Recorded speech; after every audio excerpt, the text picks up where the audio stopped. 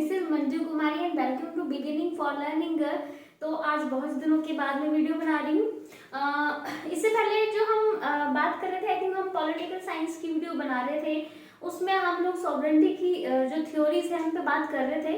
तो मैंने एक थ्योरी करा दी थी आपको, मोनेस्टिक थ्योरी। अब एक थ्योरी बची थी सिर्फ उसकी, मोनेस्टिक थ्योरी। तो वो आज हम इस वीडियो में डिस्कस नहीं करेंगे। इसके बाद जो नेक्स्ट वीडियो बनाऊंगी मैं उसमें उसके बारे में डिस्कशन कर लूंगी। आज हम सोशियोलॉजी का टॉपिक करने वाले हैं, theories of religion. Most of ऐसा है कि जब हम इस टॉपिक को कहीं भी सर्च करते हैं तो वो प्रॉपर हमें इंफॉर्मेशन, वो सही जानकारी नहीं मिल पाती है। तो आज हम लोग यहाँ अच्छे से बात करेंगे कि रिलीजन की जो थ्योरीज हैं वो क्या कहती हैं। और ये नहीं है जस्ट कि आप एग्जामिनेशन के लिए, आपके लिए इम्पोर्टेंट है कि आपने जस्ट पेपर में लिखना है जाके। रियल लाइफ में भी आपको जो धर्म है वो समझने में भी आपको मदद मिलेगी, ठीक है। उसका आप अर्थ भी जो है वो समझ पाओगे। तो सबसे पहले हम शुरू करते हैं रिलीजन के मीनिंग से और उसके कुछ करेक्टरिस्टिक्स पे हम बात करेंगे, ठीक है। पहले तो ये जो रिलीजन शब्द है वो री और लिगेट से मिलकर बना है, ठीक है। इन दोनों शब्दों को मिलाकर जो है वो इस रिलीजन को बनाया गया है। री का मतलब होता है दोबारा और लिगेट का मतलब होता है बांधना या संबंध बनाना। तो जब हम इसको मिलाकर एक अर्थ निकालते हैं तो इसका अर्थ निकलता है कि दोबारा से जो है वो उस आत्मा या परमात्मा या ईश्वर के साथ जो है वो अपनी आत्मा को बांधना या ईश्वर के साथ में जो है वो संबंध बनाना, मीन्स टू से भगवान के साथ में श्रद्धा भाव रखना, एक अच्छा जो है हमसे भगवान के साथ में अपने आप को जोड़ देना, ठीक है। वो होता है, इसका मीनिंग होता है रिलीजन, ठीक है। तो हम लोग आगे बात करेंगे कि किस किस ने जो है वो रिलीजन को भगवान से या एक अदृश्य शक्ति से जोड़ा है और किसने नहीं जोड़ा है। और रिलीजन का मतलब यही होता है कि एक ऐसी अदृश्य शक्ति, ठीक है, उसके साथ मतलब जो सबसे महान है, सबसे ज्यादा शक्तिशाली है, पावरफुल है, जिसने एक प्रकार से संसार को जो है बनाया है, रचा है, उस शक्ति के साथ में अपने आप को बांधना, ठीक है, वो होता है रिलीजन का मतलब। तो धर्म का मतलब वही है ना, बिलीव्स इन रिलीजियस थिंग्स, मतलब एक प्रकार से कुछ स्पिरिचुअल जो थिंग्स हैं, स्पिरिचुअल कुछ चीजें हैं, उनके बीच उन पर विश्वास करना, यही रिलीजन का जो है वो मतलब होता है, ठीक है। तो अगर हम लोग कुछ कैरेक्टरिस्टिक्स से बात कर लेते हैं, जैसे कि पहला है सोशल कंट्रोल। तो जो धर्म है वो सामाजिक नियंत्रण बनाने में बहुत ही महत्वपूर्ण भूमिका निभाता है। अब जैसे आप कहोगे कि सारे लोग तो सिर्फ जो कानून है उनको मानते हैं, यानी कानून ही जो है वो सामाजिक नियंत्रण बनाते हैं, कानून सामाजिक नियंत्रण बनाते हैं, ये सही बात है। लेकिन कानून जो है वो व्यक्ति अपनी मर्जी से कम ही मानते हैं, जोर जबरदस्ती पे डाले गए होते हैं, ठीक है, क्योंकि उनको एक डर होता है, इसलिए वो कानूनों का जो है वो मतलब उनको फॉलो करते हैं, ठीक है। तो वो एक प्रकार से बाहरी नियंत्रण एक व्यक्ति पर रख सकते हैं, ठीक है, बट आंतरिक रूप से नियंत्रण जो है वो धर्म जो है एक व्यक्ति पर रखता है। अब जैसे मान लीजिए हम कभी, जैसे कोई भी एक पर्सन है, ठीक है, वो कोई चोरी कर रहा है, उसको कोई नहीं देख रहा है, लेकिन उसके दिल में आएगा कि मुझे कोई तो देख रहा है, वो है ऊपर ईश्वर, ठीक है। वो कहता है कि ईश्वर है जो सब कुछ देख रहा है, वो मुझे चोरी करते हुए भी देख रहा है। तो वो उसके जब दिल में ये आएगा तो वो चोरी छोड़ देगा, मतलब जो भी चुराने गया वो नहीं चुराएगा, क्योंकि उसको लगेगा वही कि ईश्वर जो है वो सब कुछ देख रहे हैं और इसका दंड मुझे बाद में भुगतना पड़ेगा। तो वो अभी देखो उसको देख तो कोई नहीं रहा था ना, नहीं देख रहा था कोई, चोरी करके चला जाता, उसका ये होता है मेरे को किसने देखा, चोरी करके चले जाते हैं। तो वही है ना, जैसे कानूनों का उसको डर होएगा तो वो ये उसके दिमाग में ये आएगा कि अगर मैं चोरी करता हूँ तो कानून से मुझे सजा मिलेगी। लेकिन वो कह रहा है कि मुझे कानून से सजा तो तब मिलेगी जब मैं पकड़ा जाऊंगा, मुझे तो किसी ने देखा नहीं। तो ये बाहरी नियंत्रण हुआ उसके ऊपर कि नहीं देखा तो मैं चोरी कर सकता हूँ। लेकिन धर्म आंतरिक नियंत्रण बना रहा है, वो उसको अंदर से सोचने के लिए मजबूर कर रहा है कि कोई नहीं देख रहा है तो अल्लाह ईश्वर है जो ऊपर से देख रहा है, आपके कर्मों का आपको दंड मिलेगा, जिस तरह के आप कर्म करोगे उसके अनुसार जो है वो आपको फल मिलने वाला है। तो वो उसको आंतरिक रूप से, तो धर्म आपको जो है, जिस तरह से कोई भी धर्म है जिसके जो भी रिचुअल्स हैं, रीति रिवाज हैं, वो आप अपने मन से, अपने दिल से अपनाते हो, आप कोई जबरदस्ती मार पीट के या डर से तो उन चीजों को आप फॉलो नहीं कर रहे हो, अपने धर्म के जो भी रीति रिवाज है। तो ये है कि सोशल कंट्रोल कंट्रोल धर्म का जो बनाया हुआ है वो बहुत ही मजबूत है और आंतरिक रूप से है, जिसे व्यक्ति खुद मानता है, खुद अपने दिल से उस चीज़ को जो है वो महसूस करता है। जैसे अगर हम लोग हिंदू धर्म की बात करते हैं तो, या फिर किसी भी धर्म की बात करते हैं, तो उनके जो पवित्र स्थान होते हैं या कोई पवित्र चीज़ होती है तो वो वहाँ चप्पल पहन के नहीं जाते हैं। तो इस चीज़ को हम अपने दिल से खुद ही मानते हैं ना। ये थोड़ी सोचते हैं हम लोग कि जैसे मान लीजिए कोई मंदिर जा रहा है, वो सोचे कि मुझे तो कोई देख ही नहीं रहा, मैं चप्पल पहन के चला जाता हूँ, क्योंकि मुझे कोई देख नहीं रहा तो मुझे सजा नहीं मिलेगी। ऐसा तो हम करते ही नहीं है। हम आंतरिक रूप से इस धर्म से इतने नियंत्रण में है कि हमें कोई देख रहा हो नहीं देख रहा हो, लेकिन हम बोलेंगे नहीं, पवित्र स्थान पर चप्पल पहन के नहीं जाना है। तो सोशल नियंत्रण का ये बहुत ही अच्छा साधन है, बहुत ही मजबूत है। ये जिस तरह से जो कानूनों का नियंत्रण है उससे कहीं ज्यादा ये परे है। ठीक है, फिर है जटिल। अब धर्म जो है वो बहुत ज्यादा जटिल है, क्योंकि उसको समझना इतना आसान नहीं है। अभी पहले तो जैसे शुरुआत में जब धर्म कहीं बना, ठीक है, तो इतने धर्म के रूप नहीं थे। आजकल कई प्रकार के धर्म आ गए हैं। ठीक है, हिंदू धर्म है, मुस्लिम धर्म है, सिख धर्म है, ईसाई धर्म है, भी अलग अलग तरह के जो है वो कई जगह पर स्थानीय लोग अपने अलग देवी देवताओं की पूजा करते हैं। तो धर्म को समझना बहुत ही मुश्किल है। कई बार लोग जो है वो एक अदृश्य शक्ति में विश्वास करते हैं, कोई किसी पत्थर की पूजा कर रहा है, कोई पेड़ की पूजा कर रहा है। तो इस प्रकार से धर्म के कंसेप्ट को समझना कि आखिर लोग उसको किस चीज से रिलेट करके चलते हैं, धर्म की उनको चीजों को इतना प्रभावी रूप से क्यों मानते हैं, ये समझना कोई आसान काम नहीं है। इसलिए हम धर्म को बहुत ही जटिल मानते हैं। ठीक है, फिर है स्थायी, कि जो धर्म है वो परमानेंट है। अब जैसे हम लोग, आपने सबने पढ़ा होगा हड़प्पा संस्कृति के बारे में, तो जब उसकी खुदाई हुई है तो वहां पर भी बहुत सारी चीजें इस तरह की मिली हैं जो धर्म का संकेत देती हैं। कुछ शिवलिंग जैसी चीजें मिली हैं, माता देवी जैसी एक स्त्री की मूर्ति मिली है। तो कहने का मतलब ये है कि धर्म जो है आज से आज नहीं शुरू हुआ है, ये बहुत समय पहले से शुरू हुआ है और तब से ये चला आ रहा है। ये नहीं है कि धर्म जो है वो खत्म होगा, ना तो जब से धर्म शुरू हुआ तब से ना तो अभी तक खत्म हुआ है। और जिस तरह के मेरे विचार हैं, धर्म कभी खत्म नहीं होने वाला है समाज से, क्योंकि लोग धार्मिक चीजों को इतना ज्यादा मानते हैं ना कि अगर जैसे मैं नॉर्मल एक प्रैक्टिकल बात करूँ, अगर आप यूट्यूब पे सर्च करो ना वीडियोस की किस वीडियो पे ज्यादा व्यूज आ रहे हैं, आप धर्म वाली कोई भी वीडियो हो ना, इसमें कोई स्पिरिचुअल एक्टिविटी हो रही हो, जैसे हम हिंदुओं का हम बात करते हैं कि किसी भी तरह की कोई पूजा पाठ वाली वीडियो है, या जैसे रामलीला वाली कुछ भी हो गई, तो उस पे आपको व्यूज, मतलब हद से ज्यादा आपको व्यूज जो है वो देखने को मिलते हैं। ठीक है, अब वही कहने का मतलब है कि लोग धर्म से बहुत ज्यादा जुड़े हैं। ठीक है, अगर किसी के धर्म को कोई दूसरा कुछ भी बुरा भला कह दे तो पूरा समुदाय जो है मतलब एकदम सामने खड़ा हो जाएगा कि आपने हमारे धर्म को बुरा क्यों कहा। तो लोग धर्म के उससे इतने ज्यादा जुड़े हुए हैं ना कि धर्म खत्म होना असंभव ही है, ये कभी खत्म ना होने वाली चीज है। जब से शुरू हुआ है तब तक, मतलब लोग किसी चीज को, अभी देखो, चाहे गरीब से गरीब बनता है या गरीब से या फिर अमीर से अमीर बंदे को देख लो आप, धर्म जरूर मानते हैं वो। अब अंबानी को देखते हैं, वो भी अपना पूरा पूजा पाठ वगैरह सब करते हैं। जैसे हम लोग कई बारी अगर ये थिंकिंग रखें कि लोग ईश्वर से कुछ चीजें मांगने के लिए, मतलब ये अपनी इच्छाएं पूरी करने के लिए उनकी पूजा पाठ खुश करते हैं ईश्वर को, तो जो अमीर लोग हैं वो क्यों पूजा पाठ कर रहे हैं, उनके पास तो सब कुछ है। धर्म लोगों के दिलो दिमाग में बहुत ज्यादा उनको प्रभावी रूप से, मतलब बहुत ज्यादा उनको प्रभावित करता है, उनके दिमाग में घुसी हुई चीज है वो, तो ये खत्म होने वाली नहीं है। देन है सर्वव्यापक, वही कि धर्म, अब सिर्फ हम भारत की बात करें तो सिर्फ भारत में ही धर्म नहीं है, भारत में तो चलो बहुत ज्यादा ही जटिल है धर्म को समझना, क्योंकि बहुत सारे धर्म है अपने देश में। तो अच्छी बात भी है, हमें इतने सारे धर्म एक ही अपने देश में देखने को मिल जाते हैं। जैसे अभी मान लीजिए कोई ऐसा स्पेसिफिक देश है जहाँ पर एक ही धर्म को माना जाता है, तो वो दूसरे धर्म के लोगों के कल्चर को देखने के लिए उनको किस तरह के वो पहनावा पहनते हैं, किस तरह के रिचुअल्स मानते हैं, वो बेचारे अपने देश से जाके बाहर देखेंगे। हमें तो अपने ही देश में सब कुछ पता है। अभी लोग किसी देश में जाते हैं तो एक ही तरह की लैंग्वेज पूरे देश में बोली जाती है, तो अगर उनको कोई और लैंग्वेज सुननी है कि लोग दूसरी लैंग्वेजेस कैसी होती है, कैसे बोलते हैं, लोग दूसरे देश जाएंगे, हमें जाने की जरूरत नहीं है, हम दूसरे स्टेट लैंग्वेज मिल जाएगी। तो अच्छी बात है, ऐसा ये कि हमें इतनी सारी विविधताएं देखने को मिलती है। मुझे तो ये बहुत ही इंटरेस्टिंग लगता है अपनी ये वाली चीज़ अपनी इंडिया की, कि आपको कोई भी चीज़ हट के देखनी है, आप दूसरे स्टेट में या तो दूसरे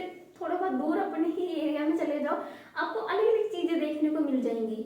मतलब मुझे तो ये लगता है कि अपने इंडिया में जितनी लैंग्वेजेस है मुझे सब सीखने का दिल करता है कि सारी चीज़ें जो है वो सीखी जाए, क्योंकि इतनी विविधता है, ये हमारे देश को यही जो है वो महान देश बनाती है। तो सर्वव्यापक है भी, आप किसी भी देश में चले जाओ, चाहे फिर वो यूएसए हो, कनाडा हो, अफ्रीका, कोई भी कंट्री हो, ठीक है, कोई भी महाद्वीप, कोई भी कंट्री, आदिवासी जो लोग हैं वो भी अपनी परंपराओं को मानते हैं, अलग उनके स्थानीय देवी देवता होते हैं। तो धर्म सर्वव्यापक है, जितने भी लोग हैं, जितने भी इंसान हैं वो धर्म को मानते ही हैं, ठीक है। देन है एकता और सांप्रदायिकता। धर्म एकता जो है उसको भी बढ़ाता है।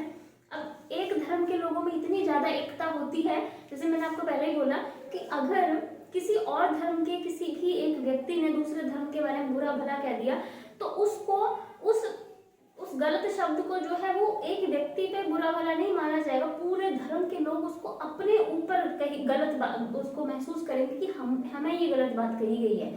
तो धर्म जो है वो अपने समुदाय के लोगों के बीच में बहुत मजबूती से एकता जो है वो बनाता है, ठीक है। जैसे आपको पता ही है कि अगर मान लीजिए हिंदू धर्म है या मुस्लिम धर्म है, मान लीजिए फॉर एग्जांपल मुस्लिम धर्म है, अगर उनके खिलाफ, उनके धर्म के खिलाफ कोई बोलता है तो पूरा मुस्लिम समुदाय जो है वो अपने धर्म की रक्षा के लिए सामने आ जाएगा, ठीक है। फिर वो ये नहीं देखते कि अमीर है गरीब है या मैं क्यों जाऊँ, पूरा समुदाय खड़ा हो जाएगा। वैसे ही अगर हिंदू धर्म में भी अगर ऐसा करते हैं तो वहां भी सारा पूरा समुदाय, किसी भी धर्म को ले लो, ठीक है। तो कहने का मतलब है कि वो अपने एक धर्म, स्पेसिफिक धर्म में जितने भी लोग जुड़े हैं सब में एकता स्थापित करता है, लेकिन धर्म साथ साथ में सांप्रदायिकता भी लेके आता है। और सांप्रदायिकता ये हमें भारत में ज्यादा देखने को मिलती है कि लोग पहले जो धर्म का मीनिंग था एक्चुअली में, या फिर जो लोगों के हमारे धर्मों के जो पवित्र ग्रंथ हैं उनमें जो वास्तविक अर्थ है धर्म का, लोग उसको नहीं मान रहे। लोगों ने अपना ही धर्म का अपना ही मीनिंग निकाल रखा है, कुछ भी मतलब। तो इससे क्या है, क्योंकि कोई भी धर्म आपको ये नहीं सिखाता है कि दूसरे धर्म को आपने बुरा बोलना है, या किसी व्यक्ति को आपने गाली गलौज करनी है, या दूसरे धर्म को आपने नीचा दिखाना है। कोई भी किसी भी धार्मिक ग्रंथ में आप जाके देख लीजिए, किसी में ऐसा कुछ नहीं है। लेकिन फिर भी जो है वो लोग इस तरह से चीजें करते हैं, तो इस वजह से ही सांप्रदायिकता जो है फैलती है। क्योंकि भारत में तो धर्म ही बहुत सारे हैं, तो यहाँ सांप्रदायिकता ज्यादा देखने को मिलती है। तो धर्म एकता भी स्थापित करता है, तो बीच में जो है प्रकार से हमें तनाव भी जो है वो पैदा करता है। हम कह सकते हैं कि धर्म नहीं पैदा करता, वो जो लोग हैं जिनके ये विचार आजकल धर्म को लेकर कुछ और ही हो गए हैं, एक्चुअली में वो इस तनाव को बढ़ावा देते हैं, ठीक है। क्योंकि कोई भी धर्म तो नहीं कहता कि आप दूसरों के खिलाफ कुछ बोलो, बुरा बोलो। हम सब धर्म जो है वो अच्छी बातें ही सिखाते हैं। फिर है भावनात्मक। भावनात्मक जो धर्म है वो हमारे इमोशन से जुड़ा हुआ है, ठीक है। तो ये हो गया हमारा धर्म का मीनिंग।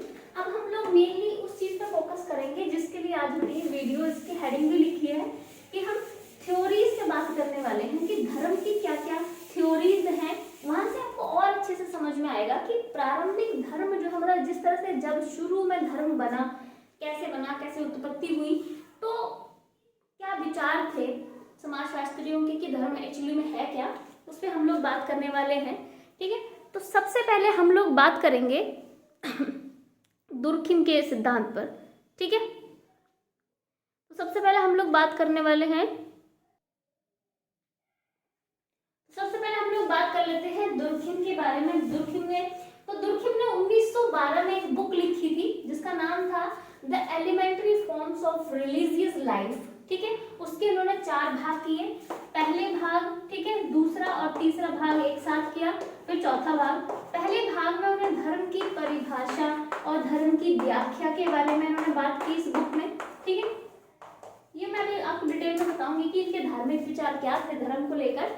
दूसरे और तीसरे भाग में इन्होंने इससे पहले जो धर्म की थ्योरीज फेमस थी, या जो धर्म की थ्योरी चल रही थी, जैसे प्रकृतिवादी या आत्मवाद वाली जो थ्योरीज थी, वो भी अभी मैं करवाऊंगी, उनकी आलोचना की, ठीक है। इसमें इन्होंने धर्म के कुछ सिद्धांत बताए, साथ में इन्हें इससे पहले जो धर्म के जो सिद्धांत फैले हुए थे उसकी इन्होंने आलोचना की।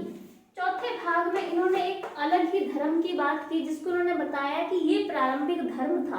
मतलब शुरू में जो धर्म, जैसे आज हम लोग धर्म मानते थे, हम बोलते हैं हिंदू धर्म, मुस्लिम धर्म, सिख धर्म, तो वैसे ही दुर्कheim कहते हैं कि जो प्रारंभिक धर्म था, यानी जो सबसे शुरुआती जो धर्म था, उसका नाम ये टोडमवाद देते हैं। कहते हैं कि टोडमवाद जो धर्म था, यही जो है वो प्रारंभिक धर्म था। तो ये भी मैं समझाऊंगी कि टोडमवाद क्या है, ठीक है। तो इनके जो दुर्कheim का जो ये सिद्धांत है, उसका नाम है, दो आपको नाम मिल सकते हैं, एक फंक्शनलिज्म थ्योरी ऑफ रिलीजन, दूसरा सोशल थ्योरी ऑफ रिलीजन, ठीक है। तो आप दोनों याद रख लें, पहला फंक्शनलिज्म थ्योरी ऑफ रिलीजन, ठीक है, देन है उसके बाद है सोशल थ्योरी ऑफ रिलीजन। ये दोनों नाम आपको देखने को मिल सकते हैं, ठीक है। अब हम लोग बात करेंगे इससे पहले जैसे कुछ सिद्धांत जो थे वो प्रचलन में थे, जैसे कि एक प्रकृतिवादी सिद्धांत था, एक आतंकवाद वाला सिद्धांत था, ठीक है। जैसे प्रकृतिवादी वाला सिद्धांत था मैक्स मूलर ने दिया था, जिसको हम अभी मैं करवाऊंगी डिटेल में उसको, पर मैं यहाँ थोड़ा सा बता देती हूँ क्योंकि इन्होंने उनकी आलोचना करी थी, ठीक है। प्रकृतिवादी, दूसरा आतंकवाद, जो कि टाइलर ने दिया था। अब प्रकृतिवादी तो सिद्धांत था धर्म का, अभी मैं ओवरऑल बता रही हूँ जस्ट आपको कि आलोचना क्यों की, डिटेल में बताऊंगी अभी मैं। तो प्रकृतिवादी जो धर्म का सिद्धांत था, उसकी आलोचना दुर्कheim ने ऐसे की। प्रकृतिवादी कहते थे कि भाई इंसान पहले प्रकृति में रहता था, कुछ ऐसी प्राकृतिक घटनाएं होने लगी, जैसे बिजली कड़कना, बारिश होना, तो इस तरह की प्राकृतिक जो घटनाएं थी, उनसे जो मनुष्य है वो बहुत ज्यादा डरने लगा, और डरने की वजह से इन प्राकृतिक जो चीजें, जो घटनाएं हो रही थी, उनको शांत करने के लिए उसने पूजा पाठ, कुछ रिलीजन्स, कुछ रिचुअल्स फॉलो करना शुरू कर दिए। बाद में इसी को धर्म कहा जाने लगा, ठीक है। तो यानी प्रकृतिवादियों ने धर्म को यानी एक दैवीय तत्व से जोड़ा, जहां पर ये मानते हैं प्रकृतिवादी कोई एक ऊपर शक्ति है, सबसे ज्यादा महान, सबसे ऊपर, ठीक है, जो सबसे ज्यादा पावरफुल है, आप उसका मतलब आपको उसके अधीन रहना है। तो कहते हैं कि उस शक्ति को शांत करने के लिए जो है वो लोगों ने पूजा पाठ वगैरह शुरू किया था। तो ये दैवीय तत्व मानते थे। तो इनकी सॉरी दुर्कheim ने इनकी बहुत ज्यादा आलोचना की।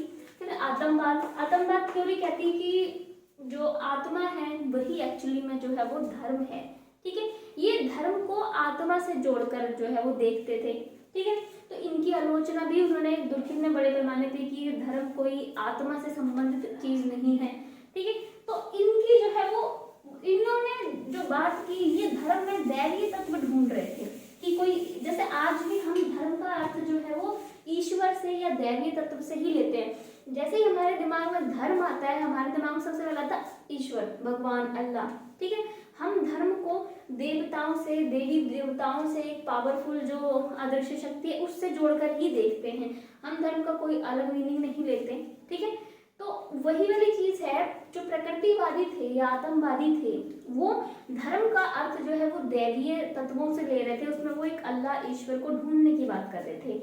लेकिन दुर्कheim जो है वो धर्म में दैवीय तत्व नहीं मानते थे। जैसे कि उन्होंने आलोचना में बोला, जैसे प्रकृतिवादी कह रहे थे कि जो एक शक्तिशाली, जो एक मतलब अदृश्य चीज है, जो सबसे ज्यादा पावरफुल है, उसको शांत करने के लिए जो है वो कई प्रकार के धार्मिक संस्कार जो है वो लोगों ने किए। लेकिन यहाँ उन्होंने इसकी आलोचना करके दुर्कheim ने बोला कि जो कुछ ऐसे धार्मिक संस्कार भी हैं जिनसे देवी देवताओं की जो है उत्पत्ति मानी जाती है, मतलब ऐसे धार्मिक मतलब संस्कार हैं कुछ, जहाँ से माना जाता है कि देवी देवताओं की उत्पत्ति हुई है। तो अगर कुछ धार्मिक संस्कारों से ही देवी देवताओं की उत्पत्ति हुई है, तो इस चीज को कैसे माना जाए कि उनको शांत कराने के लिए धार्मिक संस्कार किए गए। तो ये इन्होंने आलोचना की, क्योंकि प्रकृतिवादियों का मानना था कि एक बहुत ही शक्तिशाली, एक मतलब एक शक्ति है जो सबसे महान है, उसको खुश करने के लिए, उसको शांत करने के लिए धार्मिक संस्कार किए। लेकिन दुर्कheim कहते हैं कुछ धार्मिक संस्कार ऐसे होते हैं जिनसे देवी देवताओं की या वो शक्ति की उत्पत्ति होती है। तो अगर इन्हीं से उत्पत्ति हुई है तो हम कैसे मान सकते हैं कि धार्मिक संस्कार या पूजा पाठ जो है वो ईश्वर को शांत करने के लिए की गए हैं। इस पर उन्होंने आलोचना की उनकी, ठीक है। उसके बाद वो कहते हैं कि कुछ ऐसे भी संस्कार होते हैं लोगों के, कुछ ऐसे पूजा पाठ कुछ ऐसा कुछ करते हैं लोग जिसमें देवता नहीं होता है, कोई देवी देवता नहीं होता है, ठीक है। ऐसे ही लोग कुछ रीति रिवाजों को या कुछ संस्कारों को मानते हैं, ठीक है। जैसे आपने देखा ही होगा कि हम भारत में बात नहीं करते हैं जादू टोना या इस तरह की बातें, तो जादू टोना में भी लोग एक संस्कार मतलब एक तरह से पूजा पाठ जैसी पूरी चीजें कर रहे होते हैं ना। आपने देखा कहीं मूवी वो हवन कर रहा था, काला सा कुछ डाल रहे होते हैं उसमें, पता नहीं क्या क्या उन्होंने पहना होता है। तो इस तरह से वो कहते हैं कि कुछ संस्कार तो ऐसे होते हैं जो ईश्वर के लिए किए ही नहीं होते, इसमें देवता होता ही नहीं है। तो वो कहते हैं तो फिर ये कैसे माना जाए कि देवता से या ईश्वर से ही जुड़े संस्कार, जो सारे संस्कार हैं वो ईश्वर से ही जुड़े हैं। यहाँ उनकी इन्होंने जो है वो आलोचना करी, ठीक है। उसके बाद वो कहते हैं कि कुछ ऐसे संस्कार भी होते हैं जो मृत व्यक्ति की आत्मा की शांति के लिए किए जाते हैं। मुझे इस बारे में इतना बहुत नॉलेज तो नहीं है, पर ऐसा होता है कि जैसे कोई व्यक्ति मर जाता है, आपको पता है तेरहवीं होती है, या बहुत सारे इस तरह के और पूजा पाठ करते हैं कि उनकी आत्मा को शांति मिले, है ना। तो वो कहते हैं कि तो कुछ संस्कार तो मृत व्यक्ति की आत्मा की शांति के लिए किए जाते हैं, तो वहाँ भी कोई दैवीय तत्व नहीं है उसमें। तो ये उनकी उस चीज की बड़ी आलोचना करते हैं कि वो जो कहते हैं कि धर्म का मतलब दैवीय तत्व, ईश्वर, अल्लाह, कोई उसकी बात करते हैं, ये उस चीज को नकारते हैं कि धर्म का मतलब दैवीय तत्व से नहीं है, ये धर्म का मतलब दैवीय तत्व से नहीं मानते हैं। जैसे मैंने आपको अभी इनकी थ्योरी का अभी नाम बताया, social theory of religion, social theory of religion बताया। यानी ये कहते हैं कि जो धर्म है वो सामाजिक प्रघटना है, ठीक है। ये यहाँ से इनकी जो धार्मिक विचार हैं, धर्म को लेकर जो विचार है वो यहाँ से स्पष्ट होंगे आपको, ठीक है। तो ये धर्म को एक सामाजिक प्रघटना मानते हैं, ठीक है।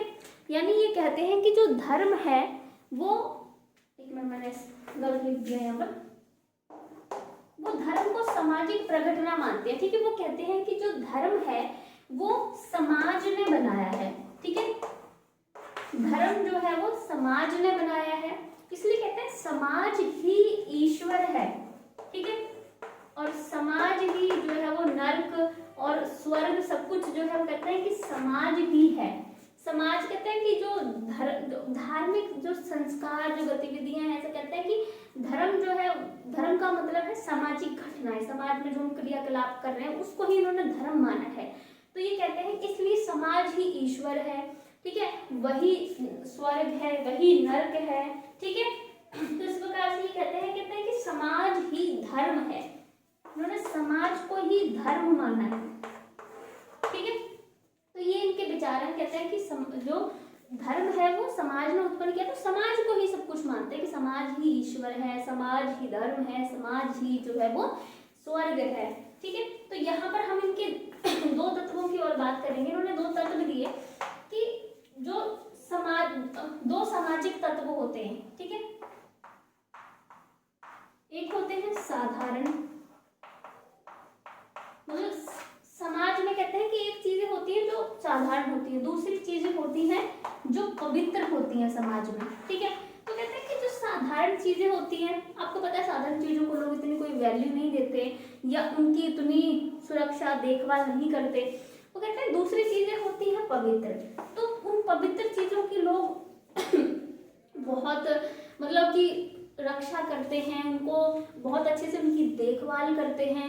अपवित्र चीजों को जो है वो उनको पवित्र चीजों से दूर रखने की पूरी से संभव कोशिश करते हैं। तो कहते हैं कि ये जो पवित्र चीजें हैं ना, यही धर्म है। तभी वो समाज को धर्म कह रहे हैं ना, क्योंकि समाज में जो कहते हैं कि समाज में जो पवित्र चीजें हैं एक्चुअली में वही धर्म है, ठीक है।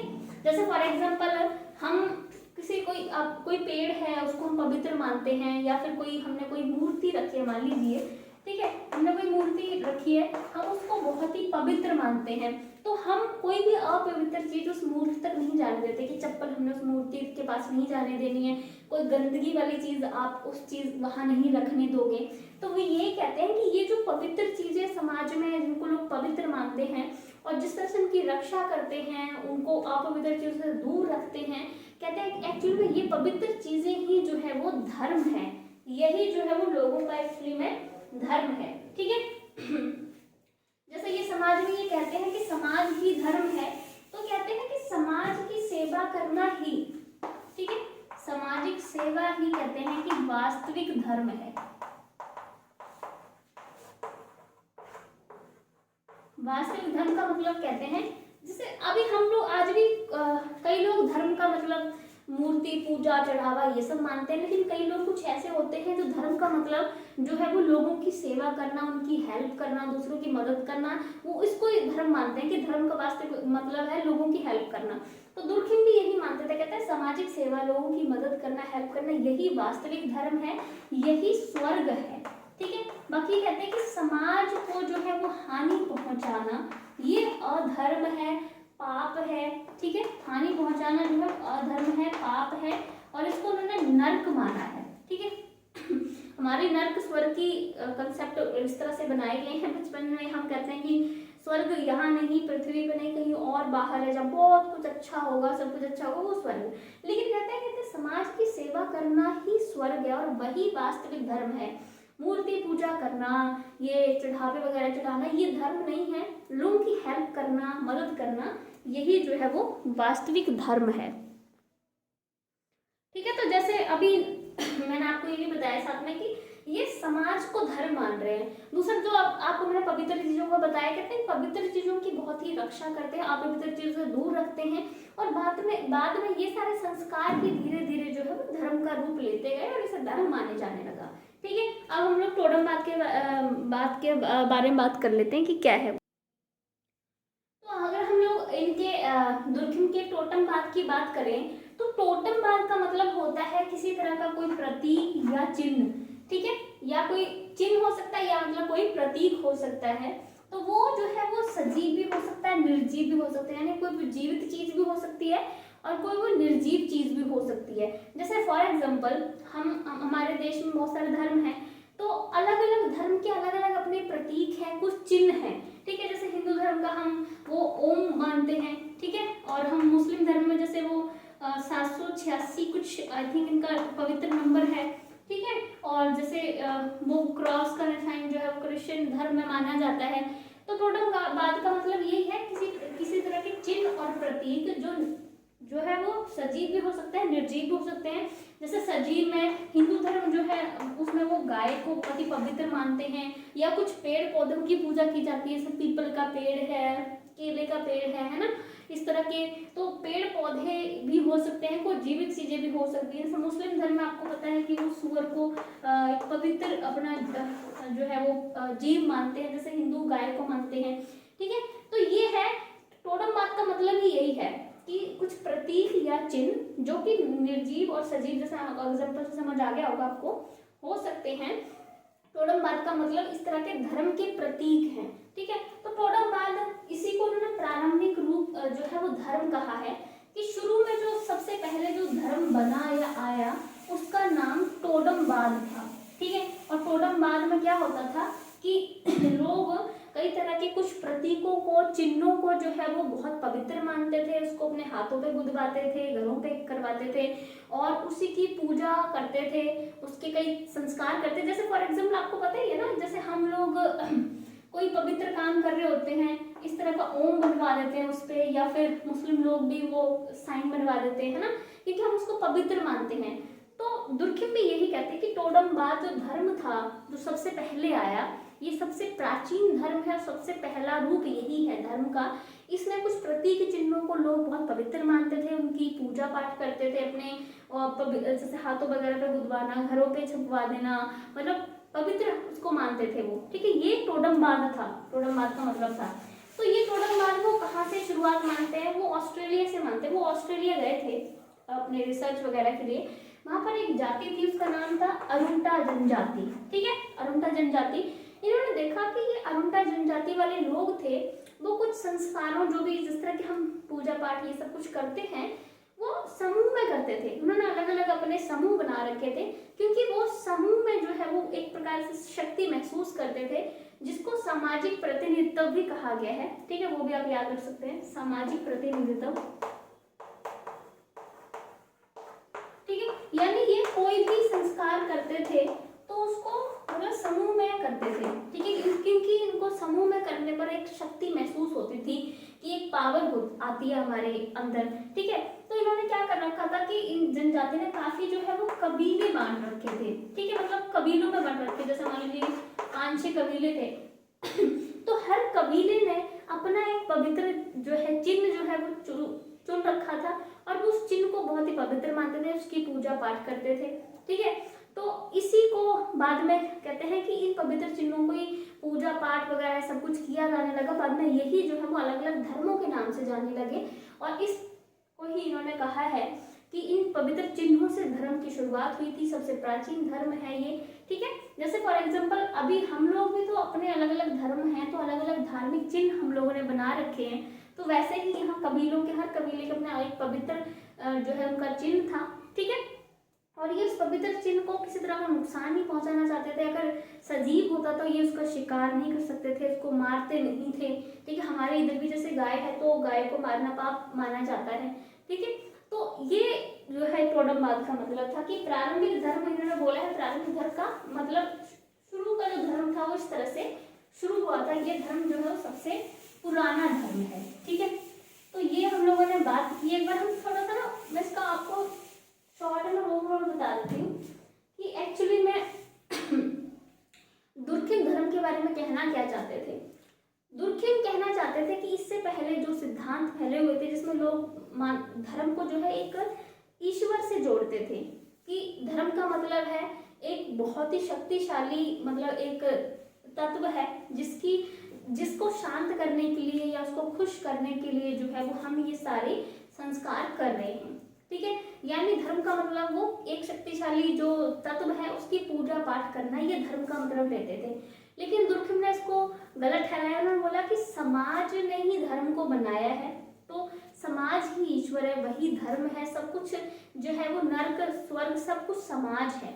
अगर आप समाज की सेवा करते हो तो स्वर्ग मिलेगा आपको यहीं, अगर आप गलत काम करते हो तो आपको जो है क्या अब जो है वो नर्क जो है वो मिलेगा, ठीक है। तो इस प्रकार से वो समाज मतलब वो ईश्वर की पूजा पाठ करना या ईश्वरीय तत्व उसकी बात नहीं करते हैं वो, ठीक है। वो कहते हैं कि समाज में लोग कुछ पवित्र चीजें, जैसे उन्होंने टोडमवाद को कहा बाद में कि कुछ पवित्र चीजें रख लेते हैं, अलग पवित्र चीजें जिनको प्रतीक चिन्ह के रूप में, फिर उनको उनकी रक्षा सुरक्षा करते हैं। धीरे धीरे ये सब रिचुअल्स, पवित्र चीजों की पूजा पाठ करना ये सब शुरू हो गया और इसी को जो आगे जाके धर्म कहा जाने लगा। तो इन्होंने अपने पहले जो शुरुआती धर्म था उसका मतलब भी यही निकाला, ठीक है। तो ये है दुर्खिम का। अब हम आगे के कुछ सिद्धांतों की बात कर लेते हैं, वो इतने टफ नहीं है। तो ये है थ्योरी ऑफ एनिमिज्म, ये टाइलर ने दिया सिद्धांत। इन्होंने आत्मा की बात की है इसलिए इसको आत्मवाद का सिद्धांत भी कहते हैं, ठीक है, हिंदी में एनिमिज्म की थ्योरी। टाइलर कहते हैं कि जो धर्म है उसकी उत्पत्ति जो है वो आत्मा से हुई है, ठीक है। आत्मा से कैसे हुई है? क्योंकि ये कहते हैं वही जो सब मानते हैं कि शरीर जो है वो नष्ट हो जाता है, ठीक है, लेकिन जो आत्मा है वो कभी भी नहीं मरती है, ठीक है। शरीर खत्म हो जाता है, शरीर मरता है, आत्मा नहीं मरती है। तो ये मानते हैं कि इस तरह से इस संसार में जो देवी देवता हैं, कहते हैं कि उनकी देवी या फिर देवता, उनकी जो आत्माएं हैं इस संसार में, मतलब उनकी अमर आत्माएं देवी देवताओं की संसार में घूम रही हैं, जो पूरे संसार को नियंत्रित कर रही हैं, कंट्रोल में उसको रख रही हैं। तो ये कहते हैं, तो इसलिए लोग जो हैं क्या करते हैं, उन देवी देवताओं की आत्माओं को प्रसन्न करने के लिए ये जो हम पूजा पाठ या जो हम रिचुअल्स करते हैं वो देवी देवताओं की आत्माओं को खुश करने के लिए ही करते हैं। अगर उनकी आत्मा जो है वो प्रसन्न हो जाती है, खुश हो जाती है, तो उससे मनुष्य को बहुत ज़्यादा लाभ मिलता है, उसकी इच्छाएं पूरी होती हैं। और अगर वो देवी देवताओं की आत्माओं को संस्कारों रिचुअल से जो है वो खुश नहीं करता है तो उसको जो है वो हानि होती है, ठीक है। तो कहते हैं कि इस तरह से आत्मा से ही धर्म जो है उत्पन्न हुआ है, ठीक है। कहने का मतलब वही कि देवी देवताओं की जो आत्माएं, अमर आत्माएं इस संसार में घूम रही हैं, जो संसार को नियंत्रित कर रही हैं, सब उनके कंट्रोल में है। मनुष्य ने उन आत्माओं को खुश करने के लिए पूजा पाठ ये सब कुछ करना शुरू किया ताकि वो आत्माएं खुश हों और उसको उसका जो भी वो चाहता है उसकी इच्छा जो है पूरी करें, ठीक है। इसीलिए कहते हैं, इस वजह से ही जो है वो धीरे धीरे धर्म की शुरुआत हुई। इसी को उन्होंने धर्म माना कि आत्मा की पूजा के लिए। जैसे कि आज भी हम ईश्वर की पूजा करते हैं, ठीक है, लोग कुछ बलि देते हैं, कोई कुछ करते हैं ताकि हम ईश्वर को खुश कर सकें, क्योंकि अभी हम ईश्वर को एक आत्मा के रूप में ही मानते हैं। अभी हम ईश्वर को ऐसा तो कुछ मानते नहीं है कि वो एक इंसान के रूप में कहीं बैठे हुए हैं। हम मानते हैं कि ईश्वर एक आत्मा के रूप में है जो सब में विद्वान है, सब कुछ देख रहा है, ठीक है। तो इसलिए हम कुछ गलत काम करने से घबराते हैं, हम कहते हैं ईश्वर सब कुछ देख रहा है। तो वही है, वो कहते हैं इसलिए हम अच्छे काम करने की कोशिश करते हैं, क्योंकि ईश्वर जो है सबको कंट्रोल में रख रहे हैं। तो पूजा पाठ भी हम इसलिए करते हैं कि हम अच्छा भगवान को खुश करेंगे ये सब कुछ करके, बलि देके या फिर पूजा पाठ करके, व्रत वगैरह रख कर ईश्वर को खुश करेंगे तो हमारी इच्छाएं पूरी होंगी, ठीक है। और नहीं खुश करेंगे तो हमारे जीवन में जो है वो दुख आएंगे। इसलिए पूजा पाठ करना, सुबह डेली उठना, राम ईश्वर का नाम जपना, ये सब जो है वो इंसान काम करता है, ठीक है। तो इसी को एनिमिज्म का सिद्धांत कहा गया। और एक्चुअली में हम कहें तो वास्तव में ये सिद्धांत अभी लागू होता है समाज पे, यही एक्चुअली में चल रहा है। तो इनका जो सिद्धांत है, वैसे इसकी आलोचना जोखिम ने बहुत की, पर वास्तविकता मुझे यही लगती है ये सिद्धांत जो है वो समाज में चल रहा है। लोग यही तो कर रहे हैं, ईश्वर की आत्माओं को खुश करने की ही कोशिश कर रहे हैं ताकि उनको लाभ मिल सके, क्योंकि हम ईश्वर की पूजा करते हैं तो कुछ ना कुछ भगवान से मांगते ही हैं, ठीक है। इन्होंने आत्माओं को दो तरह की आत्मा बताई। एक उन्होंने बोला कि जब हम सोते हैं तो एक आत्मा हमारे शरीर में मौजूद रहती है, और एक आत्मा वो होती है जो हमारे शरीर से निकलकर बाहर घूमती है, उसको उन्होंने स्पिरिट या प्रेत आत्मा कहा, ठीक है। दो तरह की उन्होंने आत्माओं की बात की।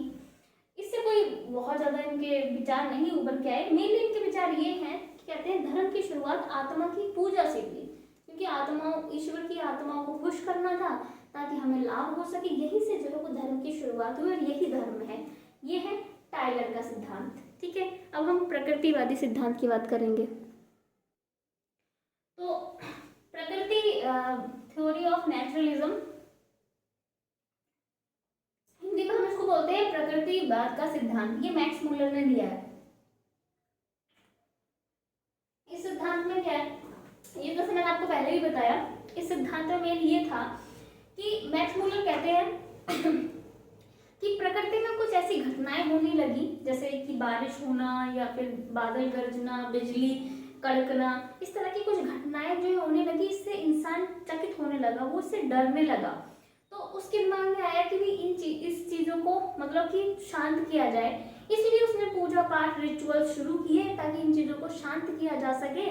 और उसने प्रकृति की हर चीज़ को जो है वो देवी देवता मानना शुरू कर दिया। जैसे सूर्य देव, सूरज का निकलना, लोग इससे भी डरते थे। सूर्य देव, ठीक है, पवन देव, अग्नि देव, इस तरह के लोगों ने पूजा पाठ शुरू कर दिया ताकि उनको शांत किया जा सके। इंद्र देव, ठीक है। तो इस वजह से ये इनका प्रकृतिवाद का सिद्धांत है। बहुत आसान है, फिर से रिपीट कर देती हूँ, जिसमें ये प्रकृति की पूजा की बात करते हैं कि लोग प्रकृति के रौद्र रूप से डरने लगे थे। अलग अलग घटनाएं जो होती हैं हमारी प्रकृति में, उससे डरने लगे थे। तो प्रकृति मतलब वो यही मानते थे कि उनसे ऊपर भी कोई ऐसी चीज है। मतलब पहले इंसान ने कुछ मतलब कि जादू टोना, इस सब चीज से प्रकृति को अपने नियंत्रण में लाने की कोशिश करी, लेकिन इस तरह की जब घटनाएं घटित होने लगी तो इंसान को लगा कि कोई उससे ऊपर है जो सब कुछ नियंत्रित कर रहा है, ये सारी घटनाएं उसकी वजह से हो रही हैं। तो ये सभी जो तत्व हैं जो कि घटनाएं हो रही हैं, वर्षा वगैरह, ये सब अग्नि, अगर इनको शांत किया जा सके, इनको खुश किया जा सके पूजा पाठ से, तो ये सब कुछ ठीक हो जाएगा, इससे हमारा बुरा नहीं होगा। इसी को जो है वो प्रकृतिवाद कहा गया, ठीक है। जिसमें लोगों ने प्रकृति के, कोई पेड़ की पूजा कर रहा है, कोई जल की पूजा कर रहा है, कोई पवन की पूजा कर रहा है, कोई आग की, कोई सूर्य की, इस तरह से पूजा पाठ लोगों ने शुरू कर दिया और कहते हैं यही धर्म, इस तरह से धर्म जो है वो शुरू हुआ। ये था मैक्स मूलर का नेचुरलिज्म का सिद्धांत। अब लास्ट थ्योरी वो भी डिस्कस कर लेते हैं। मैक्स वेबर का जो है लास्ट सिद्धांत, इस पर हम बात करेंगे। मैक्स वेबर ने 3 बुकें लिखी थी। पहला protestant ethic and spirit of capitalism 1905 में, और उन्होंने एक बुक लिखी थी religion of India, then the religion of China. ये दोनों बुकें उन्होंने 1916 में लिखी थी। तो मैक्स वेबर के जो विचार थे वो थे आर्थिक विचार। मतलब वो उनका कहना था कि धर्म जो है वो आर्थिक क्रियाओं से, मतलब धर्म से कहते हैं, इनका कहना था कि धर्म से जो है वो आर्थिक विकास होता है। ठीक है, इनका कहना था कि धर्म से ही आर्थिक विकास होता है, क्योंकि धर्म जो है वो लोगों को आर्थिक विकास के लिए जो है वो प्रेरित करता है। ठीक है, जैसे कि ये लोग जो है वो प्रोटेस्टेंट धर्म की बात करते हैं। मैक्स वेबर कहते हैं कि जो प्रोटेस्टेंट धर्म है वो लोगों को कठिन जो है वो परिश्रम, हार्ड वर्क करने की जो है वो बात करता है, और इस वजह से जो है वो जो प्रोटेस्टेंट धर्म के लोग हैं वो ज्यादा हार्ड वर्किंग होते हैं, ज्यादा परिश्रम करते हैं। तो इस वजह से प्रोटेस्टेंट धर्म जो है वो बहुत ज्यादा आर्थिक विकास कर रहे हैं, ऊपर जा रहे हैं। तो कहने का मतलब है, ये कहते हैं कि जो धर्म ही इस तरह की हमें चीजें सिखाता है कि आर्थिक विकास करना, लोगों का हार्ड वर्क करना, ये उन्नति करना, कहते हैं ये सारे विचार जो है वो हमें धर्म सिखाता है। इससे मतलब धर्म जो है वो हमें आर्थिक विकास के विचार जो है वो प्रदान करता है। धर्म कहता है कि आप जो है वो मतलब परिश्रम करो, ज्यादा मेहनत करो, ज्यादा कमाओ, आर्थिक विकास करो, तरक्की करो, इस तरह की बातें हमें धर्म सिखाता है। ये कहते हैं कि प्रोटेस्टेंट धर्म में हमें यही मतलब प्रोटेस्टेंट धर्म में यही विचार है। तो वही अपोजिट में कहते हैं कि अगर हम यही चीज देखें कि जो हिंदू धर्म है वो लोगों को ज्यादा संन्यास सिखाता है। ठीक है, घर त्याग की बातें जो है वो करता है, चाहे फिर बौद्ध धर्म हो या फिर वो जैन धर्म हो, ये धर्म भी इस तरह की बातें जो है लोगों को सिखाते हैं। इस वजह से लोगों का जो है वो ज्यादा विकास नहीं हो पाता है, आर्थिक विकास नहीं होता है लोगों का। कहते हैं प्रोटेस्टेंट धर्म जो है वो परिश्रम करना सिखाता है, इसलिए प्रोटेस्टेंट धर्म मानने वाले लोग हैं ज्यादा आर्थिक विकास करते हैं। तो उन्होंने धर्म को जो है वो आर्थिक विकास से जोड़ दिया। ठीक है, अब इसी में हम लोग फ्रेजर की बात कर लेते हैं। जो फ्रेजर थे इनके विचार जो है वो एक प्रकार से आपको मैक्स मूलर से मिलते जुले बिल्कुल दिखेंगे। जैसे मैक्स मूलर भी कहते थे कि प्रकृति से इंसान डरने लगे, उसको शांत करने के लिए जो है उन्होंने पूजा पाठ या रिचुअल्स करना शुरू किए। तो फ्रेजर के जो विचार है वो भी मैक्स मूलर से सेम मिलते जुलते हैं। इनका कहना भी यही था कि इंसान पहले जो है वो जादू टोना से प्रकृति को नियंत्रित करने की कोशिश की। जब नहीं नियंत्रण में आई तब उनको समझ में आया कि एक उनसे ज्यादा शक्तिशाली भी कोई जो है वो अदृश्य तत्व है जिसका मुकाबला वो नहीं कर सकते हैं, इसलिए उन्होंने उसकी पूजा करना शुरू कर दिया, वो रिचुअल्स मानना शुरू कर दिए। इस प्रकार से धर्म जो है वो प्रारंभ में आया, धर्म की शुरुआत हुई। ठीक है, तो ये थे हमारे धर्म के अलग अलग थ्योरीज, जिसमें दुर्खिम ने बोला कि धर्म समाज से आया है, मतलब समाज में जो हम पवित्र चीजों की रक्षा करते हैं उनको हम अब अपवित्र चीजों से दूर रखने की कोशिश कर रहे थे। प्रकार से जो हमारे ये आचरण धीरे धीरे धीरे धर्म में बदल गए बाद में जाके, कि हमने उन पवित्र चीजों को एक पवित्र स्थान बना के वहां रखना शुरू कर दिया। जैसे हिंदू ने मंदिर बनाया, सिखों ने अपना गुरुद्वारा बनवाया, वहां वो अपनी पवित्र चीजों को रख दिया। तो इस प्रकार से ये धर्म जो है वो सामने आया, यानी समाज ने बनाया है। समाज ही नर्क स्वर्ग सब कुछ समाज है। समाज की सेवा करोगे तो आपको स्वर्ग यही मतलब स्वर्ग होगा वो, और वही धर्म होगा। अगर समाज को हानि पहुंचाओगे तो वो अधर्म है, वो पाप है। उन्होंने टोटमवाद की बात भी की, वो मैंने आपको समझा दिया था। देन उसके बाद हम लोग टाइलर की बात करते हैं। टाइलर आत्मा की बात करते हैं कि आत्मा की पूजा से धर्म शुरू हुआ। उसके बाद हम लोग बात करते हैं मैक्स वेबर, ये कहते हैं कि धर्म हमें आर्थिक विकास सिखाता है।